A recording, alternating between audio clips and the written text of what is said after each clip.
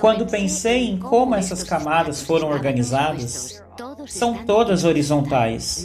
Não há interrupções entre elas. Não significa que os estratos se acomodaram rapidamente apenas, mas que entre um e outro não houve milhões de anos de erosão. A ausência de erosão entre os estratos sedimentares no Grand Canyon mostra que eles foram rapidamente depositados como consequência de uma catástrofe, mas também o fato de que esses estratos se estendem por centenas de quilômetros por vários estados até o Canadá mostra que a magnitude da catástrofe é muito maior do que vemos hoje.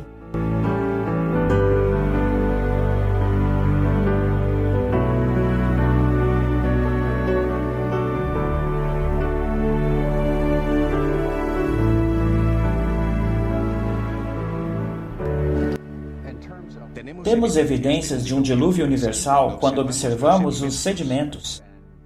Estudando a estrutura dos fósseis encontrados nesses sedimentos, e por que não, também no que chamamos de coluna estratigráfica, encontramos o Cambriano, o Ordoviciano, o Siluriano, o Devoniano, o Carbonífero e o Permiano. Essas são algumas das grandes estruturas que vemos. Podemos encontrá-los nos Estados Unidos. Vamos para a Europa e adivinhe, encontramos as mesmas sequências. Vamos para a Ásia e encontramos as mesmas sequências. Vamos para a Austrália e encontramos as mesmas sequências. Não só encontramos as mesmas sequências nas estruturas e conteúdos, mas também no conteúdo fóssil. Para mim, isso mostra que algo tinha que acontecer em todo o mundo. Se não tivesse ocorrido simultaneamente, estaria muito próximo de ocorrer dessa forma, considerando o modo como esses sedimentos foram depositados e todas as estruturas sedimentares. Tento me concentrar nos registros geológicos e eles nos ajudam muito a perceber o aspecto universal do dilúvio. Por exemplo, o que chamamos de calcário de giz do Cretáceo, e encontrados em todo o mundo. A camada de Cretáceo é depositada sob a água. É formado por esqueletos de carbonato de cálcio, de foraminíferos, que são organismos marinhos. E há um grande número desses organismos. Este extrato se estende em todo o continente e de continente para continente, e só pode ser depositado debaixo d'água. Portanto, todos devem ter estado debaixo d'água ao mesmo tempo. Estas são evidências convincentes de um dilúvio universal e realmente necessita de muita imaginação para contemplá-lo como uma série de avanços e retrocessos periódicos do mar. E esses são apenas um tipo de depósito que nos diz que as coisas aconteceram em escala mundial, porque temos Cretáceo em várias partes do mundo e todos eles estão na mesma posição dentro da coluna geológica. Descobrimos que eles estão em areia que contém ferro, e chamamos de arenito glauconítico.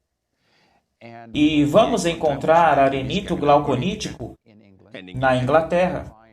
Podemos encontrar a mesma camada de calcário nos Estados Unidos, no Alabama. Podemos encontrá-lo na Austrália. E adivinha que, sim, ele está sempre nos arenitos glauconíticos e ele sempre tem os mesmos tipos de fósseis. Este é o ponto crucial da questão e é a prova de que algo semelhante aconteceu em todo o mundo. Estou na margem sul do Grand Canyon, em uma altura de 2.000 metros acima do nível do mar. Estou aqui no que chamamos a Formação Rochosa de Calcário Kaibab. Esta rocha calcária é encontrada em Nevada, Utah, Arizona e até mesmo em lugares distantes como o estado da Califórnia, e está cheio de fósseis marinhos. O fato de que vamos encontrar fósseis marinhos aqui nos diz que este estrato deve ter se formado rapidamente, porque é a única maneira de ocorrer a fossilização. Existem certos tipos de formações rochosas de calcário. Algumas formações rochosas de calcário características do Grand Canyon e de outras áreas durante o Paleozoico também são encontrados na Europa e Ásia e em outras partes do mundo. Essas rochas calcárias são muito típicas porque eles estão distribuídos em todo o mundo. Nos estratos há coisas que são características aqui e eles estão em todo o mundo. Um pouco mais acima você pode ver outros recursos, o mesmo em todo o mundo e um pouco mais alto. As rochas têm outras características homogêneas em todo o mundo e assim poderíamos continuar. Existem muitos exemplos disso. Por que essas coisas estão em todo o mundo? A melhor maneira de explicar isso é por meio de uma catástrofe mundial. A ampla distribuição de calcário de giz e outras camadas sedimentares correspondem ao que você esperaria ver em uma catástrofe mundial. Mas os fósseis considerados frequentemente como evidência de evolução, na verdade são evidências da história do dilúvio de Gênesis. Encontrar os mesmos fósseis nas mesmas camadas em todo o mundo é outro destaque que dá consistência à história de um dilúvio universal, um fenômeno mundial. E quando olhamos para os registros fósseis, encontramos fósseis menores, menos complexos na parte inferior e inconformidade quando escalamos a coluna estratigráfica, encontramos uma complexidade crescente. Isso tem levado muitas pessoas a acreditarem em uma progressão evolutiva no registro fóssil, indo do simples ao complexo. Na verdade, não é esse o caso. Não existe um animal simples. Cada animal, cada criatura encontrada é muito complexa. Muitas pessoas falam sobre isso como a primeira aparição de vida. Eu gostaria de sugerir que não devemos vê-lo como registro de vida, mas um registro de morte. É o primeiro indício preservado das coisas que morreram. Temos essa destruição complexa pela água, o dilúvio, e como esses sedimentos estão sendo depositados. E as formas de vida ficam presas à medida que morrem, de formas mais simples e mais complexas. É óbvio que se você cobrir um meio com turbidite, seres que vivem em segundo plano serão enterrados no fundo. Aqueles que nadam em um nível superior serão enterrados em um nível superior. E os que estão no topo, nós os encontraremos acima. Isso é exatamente o que vemos. Descobrimos que os peixes são fossilizados em sua posição de natação, às vezes com comida na boca. É uma morte instantânea. Os fósseis só se formam quando são enterrados rapidamente. Para se ter um enterro rápido, você precisa de uma catástrofe, uma avalanche de lama causada por fortes chuvas ou por uma inundação. O fato de haver tantos fósseis ao redor do mundo e nos mesmos estratos mostra um rápido sepultamento no mundo todo. Outra pista de que isso foi o resultado de um dilúvio universal é o fato de que esses animais foram arrastados para os chamados cemitérios fósseis por correntes muito fortes. Cemitérios fósseis.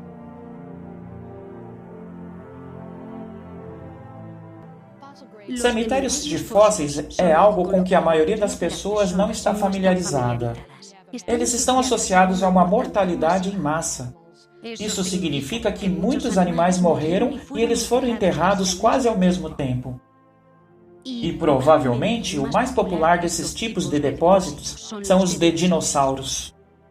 Mas existem áreas de concentração que sempre me fizeram pensar: temos que entender como os sedimentos se comportam. Talvez fossem áreas baixas e aqueles animais foram arrastados e depositados em uma depressão, de modo que as águas que moviam esses corpos se concentraram lá.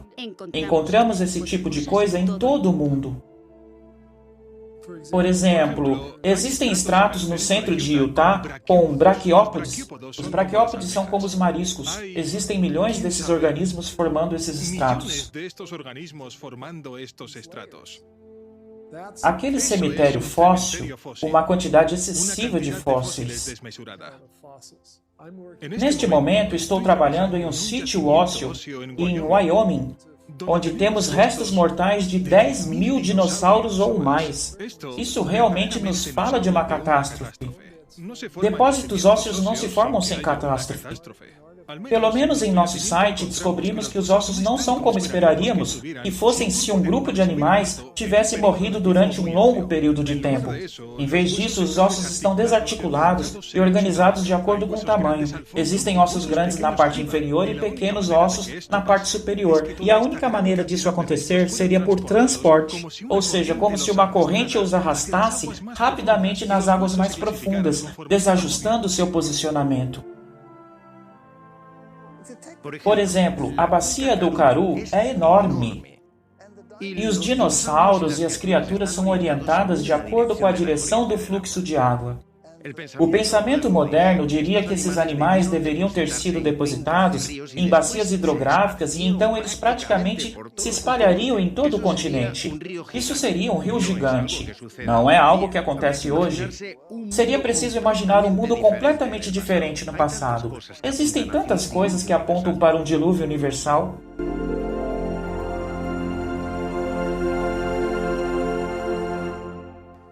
As violentas forças do dilúvio atraíram milhares de animais para áreas onde posteriormente fossilizaram. Porém, em outras condições, os mesmos restos de animais se transformaram em carvão. O carvão está presente em um grande número de fábricas. Eles foram depositados todos juntos, sendo compactados, ocorrendo mudança em sua estrutura química de carbono. Depósitos de carvão podem ser muito extensos e podem ser pequenos, embora um único tanque pode ter até 300 metros de espessura. Nós o encontramos nessas veias finas, com a base e o topo bem definidos. E não é a maneira como as plantas crescem. Parece que foram transportados. Eles foram evidentemente depositados pela água. Organismos marinhos são encontrados em leitos de carvão, que estão localizados em terra. Isso desmente qualquer história que contradiga o relato bíblico. Encontramos grandes quantidades de carvão em Wyoming. Temos milhões e milhões de toneladas de carvão. Na Austrália, temos milhões e milhões de toneladas de carvão. Na Europa, temos, também na Pensilvânia, e esses são apenas alguns exemplos. Eles cobrem milhares de quilômetros quadrados e todos esses depósitos de carvão são do mesmo tipo, na mesma posição dentro da coluna estratigráfica, que se estendem à Europa e Rússia, e assim poderíamos continuar. A extensa distribuição desses depósitos de carvão é em escala mundial. Independentemente de sua localização, esses depósitos de carvão estão na mesma posição na coluna estratigráfica, o que demonstra que foram depositados ao mesmo tempo. Portanto, é lógico concluir que a formação desses depósitos de carbono foi o resultado de uma catástrofe causada por água, que aconteceu em uma escala global, mais ou menos na mesma época. Estima-se que 600 a 900 centímetros de vegetação sejam necessários para formar 30 centímetros de carvão. Alguns depósitos de carvão têm mais de 30 metros de espessura, o que exigiria mais de 60 ou 90 metros de vegetação, cobrindo uma área de dezenas de milhares de quilômetros quadrados. Quando os cientistas veem a quantidade de carbono que temos na Terra hoje, percebem que não haveria como a vegetação natural do planeta poder produzir essa imensa quantidade de carbono, e eu concordo com isso. A diferença é que eles acreditam que o carvão é fruto do acúmulo de milhões de anos de vegetação. A Bíblia diz que a Terra antes do dilúvio era um planeta verde e exuberante. Não é impossível que o carvão venha da vegetação existente antes do dilúvio. Muitos cientistas acreditam que quando foi formado o firmamento, a Terra foi submetida a pouco mais de 2 atmosferas de pressão. Essas 2 atmosferas de pressão gerariam um crescimento muito abundante.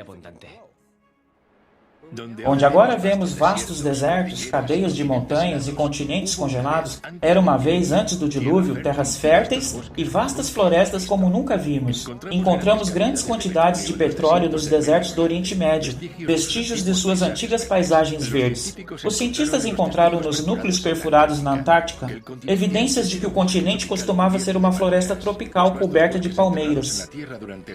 As vastas florestas enterradas no solo durante o dilúvio e que mais tarde foram transformadas em carvão e petróleo, formam os extensos depósitos que vemos hoje.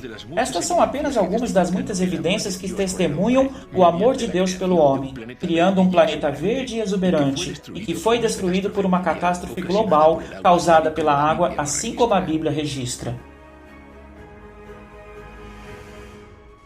O dilúvio é um evento que concorda com o que vemos na geologia em termos de uma criação de Deus em apenas 6 dias, alguns milhares de anos atrás, assim como a Bíblia o descreve.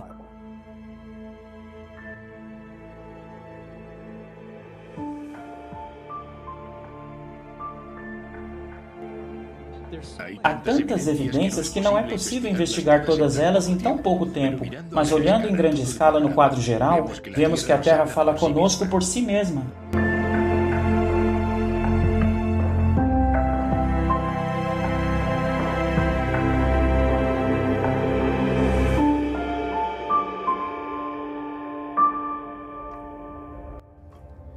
Vimos como não há erosão entre os diferentes níveis de estratos horizontais do Grande Canyon, o que nos diz que essas camadas foram rapidamente depositadas e não ao longo de milhões de anos. Vimos que a magnitude desta catástrofe teve que ser pelo menos tão grande quanto o tamanho de alguns desses estratos que formou e que se estendem até mesmo a outros continentes, confirmando seu impacto global. Nós analisamos como não há nenhum traço de erosão nessas camadas sedimentares durante as supostas centenas de milhões ou mesmo bilhões de anos, mostrando que isso não corresponde com um modelo evolucionário. Verificamos que, primeiramente, animais fósseis de extrato sedimentar são encontrados totalmente formados e não em estágios evolutivos progressivos. Vimos como a existência de fósseis nessas camadas são a evidência de que eles foram rapidamente enterrados, pois alguns fósseis de peixes são encontrados com comida na boca ou em posição de nadar. Descobrimos que os grandes cemitérios fósseis são provas sólidas de que milhares de animais mortos, peixes, mamíferos e até pássaros foram arrastados juntos e depositados em depressões onde eles foram cobertos e fossilizados. Vimos como os depósitos enormes de carvão e petróleo que agora encontramos, eles só poderiam ter sido formados pela compactação da vegetação de uma terra verdejante que foi destruída e sepultada.